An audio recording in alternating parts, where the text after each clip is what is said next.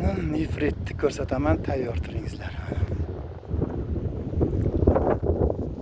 Mana shu nefrit.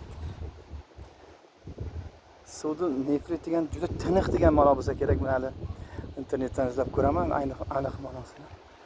Nefrit ko'lini televizorda eshitgandim. Chet ellarda bordi. Mana bizlardagi nefrit. Mana o'sha yerdan qor erigan suvlar kelyapti. Mana bu yoqqa singib ketyapti mana.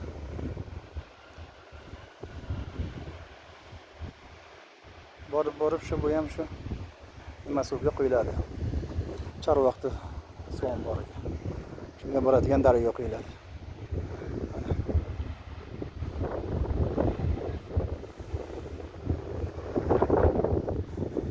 Hozir bizlar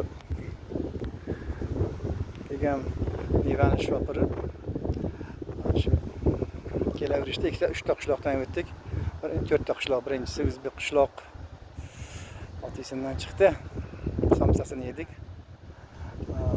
Hozir aytaman. Adashmasam nima? Suyunchi kinosi olingan qishloq. Topib olsam aytaman hozir. Juda mashinada charchadik ko'p yurib.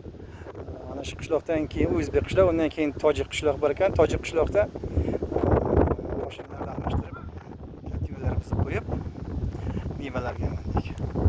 Hali ham almashganimiz yaxshi bo'lgan. Yo'lda biz qaytib ketardik. Bu mashinada kelish qiyin. Undan keyin qirg'iz qishloqdan o'tdik. Undan keyin qozoq qishloqdan o'tdik. Kelgan joyimiz mana shu. O'sha shofirimiz aytishi bo'yicha domkom ekan. Mahallakom deyilsa kerak-da, endi men bizga domkom deb tushuntirdi. Bir 5-6 yil oldin asosan bilinib qoldi deydi. Oldin ichimizga ham kelmagan deydi. Ko'rmagan ham bo'lsa kerak balkim.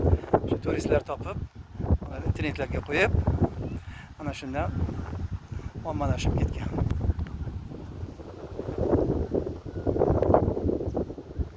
Endi bitta cho'milamiz nasib bo'lsa.